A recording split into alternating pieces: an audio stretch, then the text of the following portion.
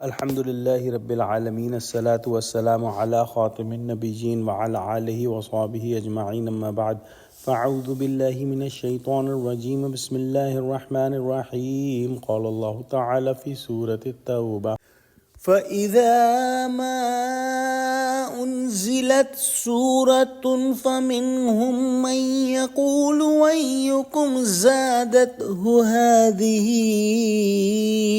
إيمانا فأما الذين آمنوا فزادتهم إيمانا وهم يستبشرون۔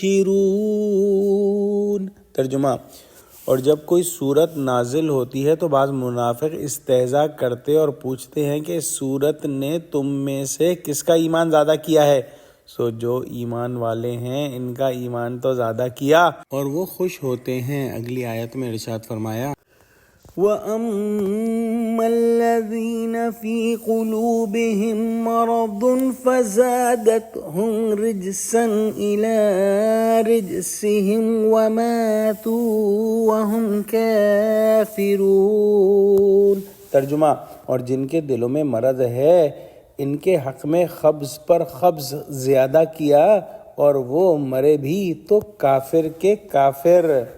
جب کوئی نئی صورت نازل ہوتی تو منافقین آپس میں ایک دوسرے سے یا پھر بعض سادہ دل مسلمانوں سے ازراہ استہزاء اور تمسخر کہتے کہ کیوں صاحب تم میں سے کس کس کا ایمان اس صورت نے بڑھایا؟ مطلب یہ تھا کہ معاذ اللہ اس صورت میں رکھا ہی کیا ہے؟ کون سے حقائق اور معارف ہیں جو ایمان و یقین کی ترقی کا موجب ہوں؟ اور حق تعالیٰ نے جواب دیا کہ بے شک کلام الہی سن کر مومنین کے ایمان میں تازگی اور ترقی ہوتی ہے اور ان کے دل مسرور اور منشرح ہوتے ہیں۔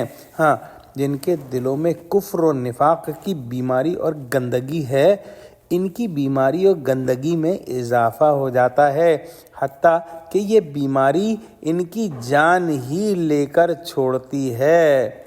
حضرت شاہ صاحب نے دوسری طرح آیت کی تقریر کی ہے، یعنی کلام الہی جس مسلمان کے دل کے خطرے سے موافق پڑتا وہ خوش ہو کر بول اٹھتا سبحان اللہ۔ اس آیت نے میرا ایمان اور یقین زیادہ کر دیا۔ اسی طرح جب کسی صورت میں منافقین کے پوشیدہ عیوب ظاہر کیے جاتے تو وہ بھی شرمندگی سے کھسیانے ہو کر کہتے کہ بے شک اس کلام نے ہمارا یقین اور ایمان بڑھا دیا، لیکن یہ کہنا چونکہ خوشی اور انشراح سے نہ تھا، محض رفع خجالت کے لیے کہہ دیتے تھے، اس لیے یہ توفیق نہ ہوتی تھی کہ آئندہ توبہ کر کے سچے دل سے حق کی پیروی کریں، بلکہ پہلے سے زیادہ اپنے عیب چھپانے کی فکر اور تدبیر کرتے تھے۔ یہی ہے گندگی پر گندگی۔ عیب دار کو لازم ہے کہ نصیحت سن کر اپنی اصلاح کرے، نہ یہ کہ الٹا ناصح سے چھپانے لگے۔ دعا کرتے ہیں کہ اللہ سبحانہ و تعالی ہم کو قرآن کا فہم عطا فرما، ہم کو سچوں سے جوڑے اور قرآنی آیات کو ہمارے ایمان میں اضافے کا ذریعہ بنا دے، آمین۔ وآخر دعوانا الحمد للہ رب العالمین۔ والسلام علیکم ورحمۃ اللہ وبرکاتہ۔